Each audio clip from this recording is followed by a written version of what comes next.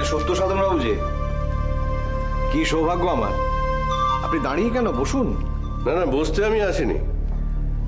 একজন ক্ষণজন্মা পুরুষকে আমি চোখের সামনে দেখতে এসেছি।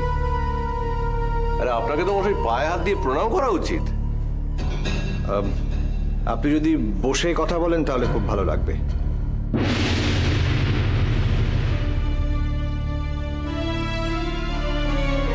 আপনি শুনেছি এনআরআই? একসময় ছিলাম, তবে দীর্ঘদিন ধরে এদেশেই আছি। এক্সপোর্টের ব্যবসা করেন? করতাম, এখন ব্যবসার দায়িত্ব বোনের হাতেই তুলে দিয়েছি। তাহলে আমার মতো মন্ত্রীকে আপনার হাত করে লাভ? আপনার কথাটা ঠিক বুঝতে পারলাম না। নিশ্চয়ই কোনো বড় ব্যবসা করতে চাইছেন, তাই নিজের মেয়েকে আমার ছেলের সঙ্গে ভিড়িয়ে দিয়েছেন। ব্যবসা করার জন্য আমার মেয়েকে ভিড়িয়ে দিয়েছি?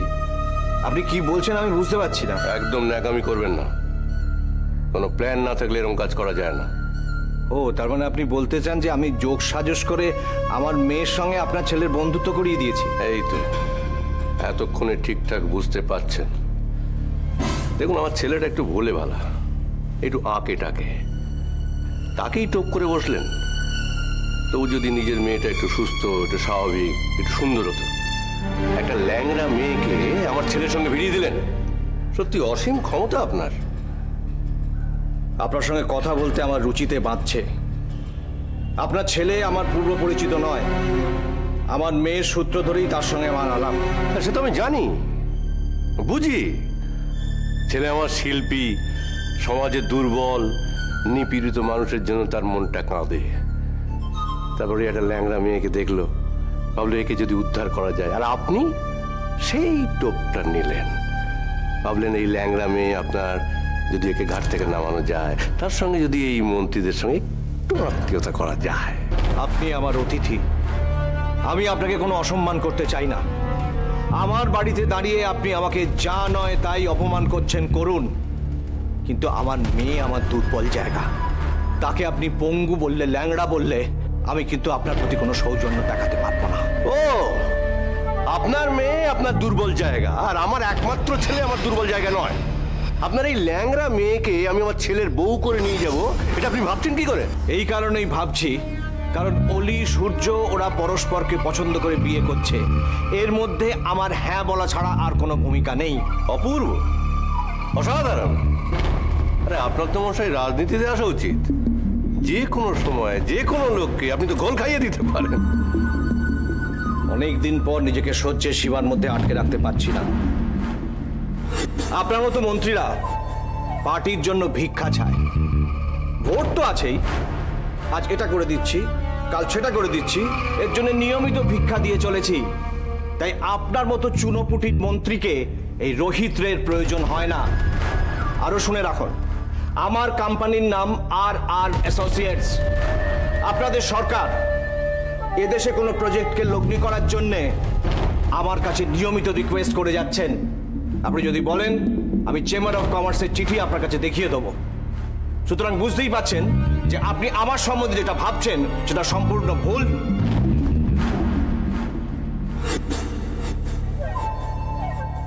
আপনি যত বড়ই কেউ করে হন না কেন, আপনার মেয়ের সঙ্গে আমার ছেলের বিয়ে কিছুতেই হতে পারে না।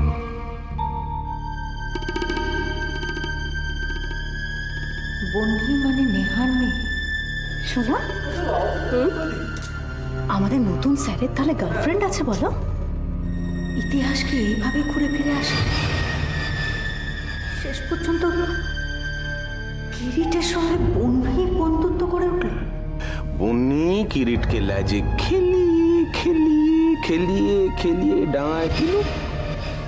আরে বন্যি কিছু বুঝতে না পারলেই তো হলো। এই বন্ধুত্ব না আটকালে বন্যি আবার একটা নেহা তৈরি হবে, আর কিরিট হবে তার শিকার। এই ঘটনা ঘটতে দেওয়া যায় না, কিছুতেই না। কোনো সিরিয়াস সম্পর্ক গড়ে ওঠার আগে কিরিটকে আটকাতেই হবে, কিন্তু কিভাবে? অনেকক্ষণ ধরে আপনি যা নয় তাই বলে যাচ্ছেন। আমার মেয়ে আপনার ছেলে দুজনেই ম্যাচিওর ছেলে মেয়ে। আমি বারবার বলছি যে ওদের মতামতের ক্ষেত্রে আমার বা আমার স্ত্রীর কোনো ভূমিকা নেই। তুমি থামো, আপনি দয়া করে এইভাবে অপমান করবেন না। কেন করবো না বলতে পারেন? কেন করবো না? আপনারা আমাকে অপমান করছেন না? পাছে আমি বাধা দেই তাই মতলব করে ছেলের মাকে নিয়ে এসে আপনারা কথা আদায় করে নিলেন। এতে আমাদের কিচ্ছু করার ছিল না। আপনি ইচ্ছে হলে আপনার ছেলেকে জিজ্ঞেস করুন। আপনার স্ত্রী স্বেচ্ছায় এখানে এসেছিলেন, আমাদের কোনো ভূমিকা নেই এতে। শুনুন, আমার ছেলের কি অবস্থা হবে সেটা আমি বুঝবো, তবে আপনাদের তরফে যেন এক পায়ে কোনো না হয়। আপনি কি হুমকি দিচ্ছেন? আর যদি মনে করেন তাই তাহলে তাই। আপনি আমার ক্ষমতা জানেন না, তুল কালাম কাণ্ড বাঁধিয়ে দেবো। দেখুন সত্যসাধন বাবু, আমি আগেও বলেছি, আবারও বলছি, দুজন যুবক যুবতী তাদের নিজেদের পছন্দে বিয়ে করছে, এ ব্যাপারে আমাদের কোনো হাত নেই। কিন্তু আপনি যদি মন্ত্রিত্বের ভয় দেখিয়ে কিছু করতে চান, তাহলে আমাকেও সেই চ্যালেঞ্জটা নিতে হবে। আপনি বোধহয় রোহিত রেকে চেনেন না। যদি জেদাজেদির পর্যায়ে নিয়ে যান, তাহলে এই বিয়ে ঘটবে। আপনার যা খুশি আপনি করে নিতে পারেন। আর মশাই দিচ্ছেন তো একটা ল্যাংড়া মেয়ে, তাতে এত ফুটুনি কিসের? আমি কি ওই ল্যাংড়া মেয়েটাকে নিয়ে গিয়ে আমার ওই শোকেতে সাজিয়ে রাখবো? অনেক হয়েছে, এবার থামুন আপনি। কি সুন্দর সম্পর্ক, আমরা প্রত্যেকে চাই সেটা মধুময় হয়ে উঠুক। আপনার ঘৃণ্য মানসিকতার জন্য সেটা কাদা হয়ে যাচ্ছে। নীলা মন্ত্রী, সমাজে মানুষের সেবা করার ব্রত নিয়ে আপনি ভোটে যেতেন, এটা নুন তাজ্জব ব্যাপার। আমি মন্ত্রী বলে আমি মুরগি হয়ে গেলাম? আচ্ছা, আমার ছেলে যদি ল্যাংড়া হতো তাহলে আপনাদের সুস্থ স্বাভাবিক মেয়ের সঙ্গে বিয়ে দিতে পারতেন? আপনি বোধহয় একটা কথা জানেন না, আমি সুস্থ, কিন্তু আমার স্বামীর একটা পা কাটে, কিন্তু আমরা ভীষণ সুখী। আর আপনি এতদিন পর আমাদের সুখের সংসারে অশান্তির আগুন ধরাতে এসেছেন। সে আগুন জ্বলবে না, আমি জ্বলতে দেব না। এর মধ্যে কেন নি মা? আমাকে তো আসতেই হবে, ব্যাপারটা তো আমাকেই ঘিরে। Aunty, aunty? মারি কি দিনকাল পড়লো, হ্যাঁ? মাকে আন্টি? আপনি হয়তো জানেন না যে ইনি আমার আন্টি আর ইনি আঙ্কেল। আমি আর আমার ভাই এনাদের কাছেই মানুষ, এনারাই আমাদের বাবা মা। আমার মা নেই আর বাবা আমাদের দেখেন না। সাবাস, ল্যাংড়া জানতাম, এ তো দেখছি বাপে খেদানো নেই। হ্যাঁ, আগে শোনেননি, কিন্তু এখন শুনুন। এরকম দুজন মানুষ কোনো কারণে দুঃখ পান, সেটা আমি কখনোই চাইতে পারি না। যদি প্রয়োজন হয় তাহলে আমি সূর্যের জীবন থেকে সরে যাব, কিন্তু এদের অপমান আমি সহ্য করতে পারবো না। সরে যেতে হয় মানে? সরে যেতে হবে। দেখুন, তুমি থামো। সত্যসাধন বাবু, আপনি যদি ক্ষমতার বড়াই করেন তাহলে খুব ভুল জায়গায় এসেছেন। আপনি আপনার প্রভাব খাটানোর চেষ্টা করুন, কিন্তু এ বিয়ে হবে। রক্ত গঙ্গা বয়ে যাবে। ওসব হুমকিতে আমি ভয় পাই না, ওসব শোনো আমার অভ্যেস আছে। আপনি আপনার পথে এগোন, আমি আমার পথে। বলি, তুমি ভেতরে যাও। বলি প্লিজ।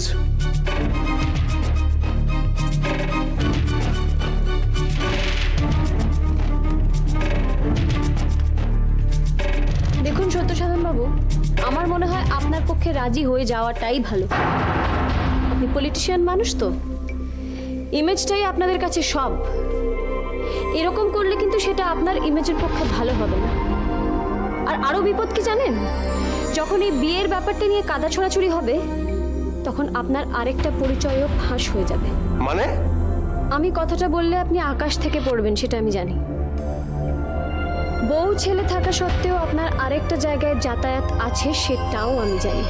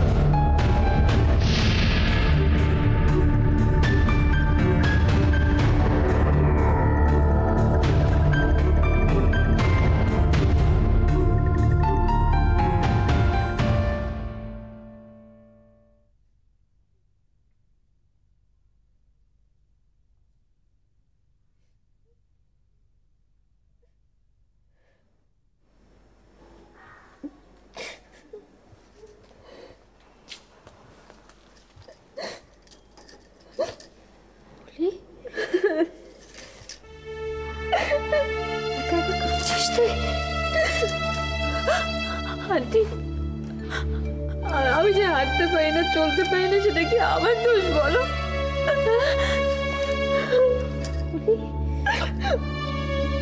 ছোটবেলা থেকে শুনে আসছি বাবার কাছে যে আমি হাঁটতে পারি না, আমি চলতে পারি না, আমি অপয়া। আজকে সূর্যদার বাবা সে একই কথা বললো। কাঁদে না মা, সূর্যর বাবা বলেছে সূর্য তো তোকে কিচ্ছু বলেনি। সান্ত্বনা দিচ্ছ আমার? সূর্যদার বাবা এসে তোমাকে আঙ্কেলকে কি সব বলে গেল, তুমি শোনোনি কিছু? শুনেছি, সব শুনেছি। আন্টি, যে মানুষটা মনে তোমাদের সম্বন্ধে এত বিষ, সেখানে কি আমি থাকবো? কি করে বলো তো? কি করে থাকবো আমি? আমি শুধু একটা কথাই ভাবছি, যে মানুষটা তোকে এইভাবে ছুঁড়ে ফেলে দিতে পারে শুধুমাত্র তুই হাঁটতে পারিস না বলে, তার বাড়িতে গিয়ে তুই নিঃশ্বাস নিতে পারবি তো?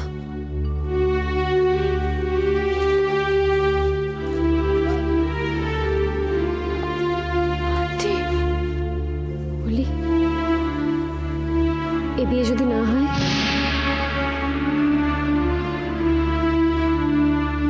বল অলি, এ বিয়ে যদি না হয়,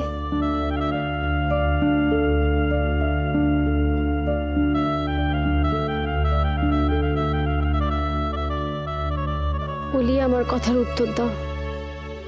উত্তরটা আমার কাছে ভীষণ জরুরি। কষ্ট হবে আন্টি, ভীষণ কষ্ট হবে। আমি ভেঙে গুড়িয়ে শেষ হয়ে যাব। আজ আঙ্কেলকে যেভাবে অপমানিত হতে হলো, তারপর আমি আর কিচ্ছু ভাবতে পারছি না। তোমার সম্বন্ধে এত খারাপ কথা। আমি আমার কথা ভাবছি না অলি। আন্টি, তুমি ভাবছো না, কিন্তু আমি ভাবছি। আর সবটা ভাবার পর না আমার ভেতরটা জ্বলে পুড়ে শেষ হয়ে যাচ্ছে।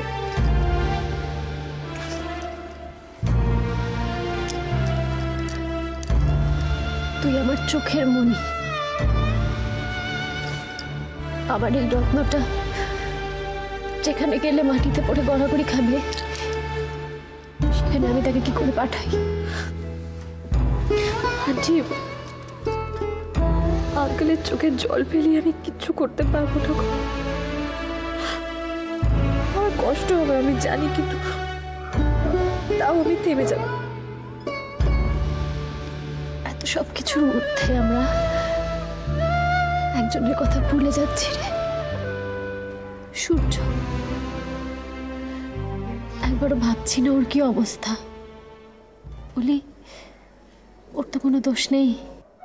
সূর্য অস্ত যাবে আন্টি, অস্ত যাবে। সূর্য তার নিজের নিয়মে উঠেছিল,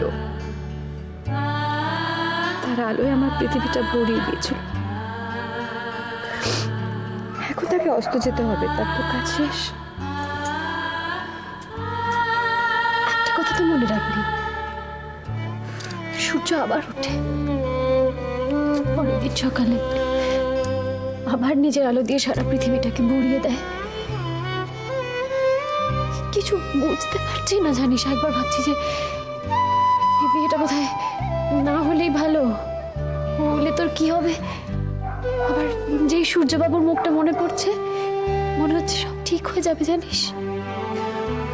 কিন্তু আন্টি, আমি আঙ্কেলকে কষ্ট দিয়ে কিচ্ছু করতে পারবো না। তোর বোকামি, তোর খুশিতেই তো আঙ্কেলের খুশি।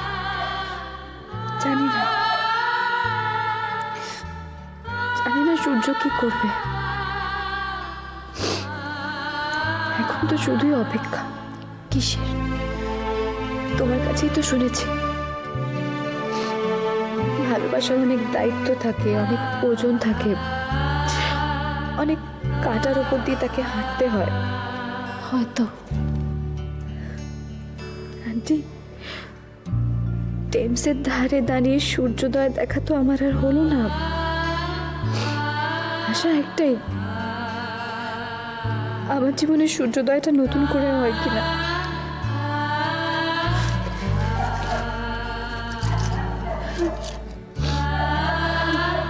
জানি না আন্টি, হয়তো আমি হেরে যাব। হয়তো আজকের পর থেকে আমার জীবনটা শুধু অন্ধকার হয়ে যাবে।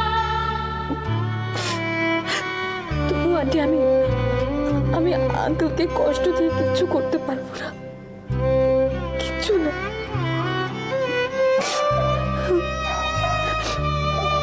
দেখি না নতুন দিনে আমার জীবনে নতুন ভাবে সূর্যোদয় হয় কিনা।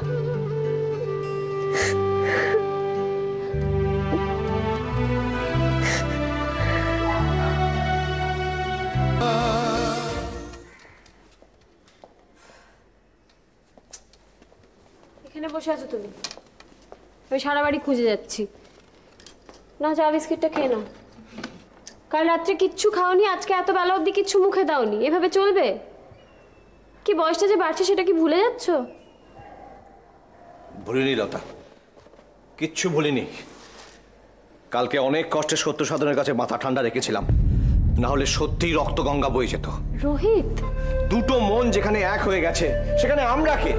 আর অলি যে হাঁটতে পারে না তার জন্য তো অলি লজ্জিত নয়, আমরাও লজ্জিত নয়। এটা সত্য সাধনকে বুঝতে হবেই। তুমি শান্ত হও।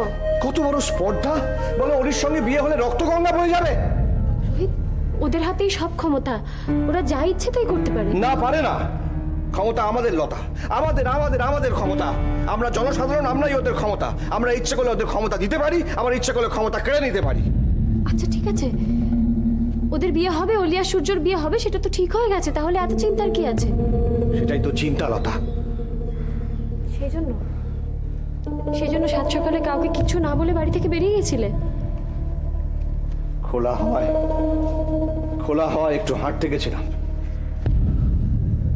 রোহিত, সত্য সাধনের হুমকিতে আমরা কেউ মাথা নত করব না, সেটা তো ঠিক হয়ে গেছে। তাহলে কিসের এত ছটফটানি তোমার? রোহিত রে তো লড়াই করতে ভয় পায় না? নাকি স্থিতধী সংসার আর বয়স রোহিতকে থমকে দিয়েছে? ঠিকই ধরেছ লতা, থমকে আমি গেছি।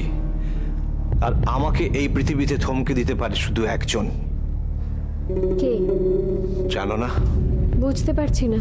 তুমি নিজে লতা, তুমি। আমি তোমাকে থমকে দিয়েছি? কোনো লড়াই, কোনো হুমকি আমাকে নড়ায় না। নড়ায় শুধু কি এমন কথা লতা যা তুমি জানো অথচ আমাকে বলছো না? মানে? সত্য সাধনের বউ ছেলে থাকা সত্ত্বেও সত্য সাধন কোথায় যায়? সত্য সাধন যেখানে যায় আমি ধরে নিতে পারি যে সেটা কোনো ভদ্র এলাকা নয়। যে এলাকা ভদ্র নয় সেখানে সন্ধান তুমি পেলে কি করে লতা? কথাটা তুমি কিন্তু বেশ জোরের সঙ্গেই বলেছিলে লতা, কথাটা বেশ জোর ছিল। সত্য সাধনের মুখটা দেখেছিলে? যোগের মুখে নুন পড়লে যেমন হয়, সত্য সাধনের মুখটা তেমন হয়েছিল। কে লতা? কার কাছে যায় সত্য সাধন? তাকে তুমি চিনলে কি করে? লতা আমার কাছে খবর গোপন রাখছে, সেটা কি মানা যায়? লতা দাঁড়াও, বলো লতা, চুপ করে থেকো না, বলো লতা। রোহিত,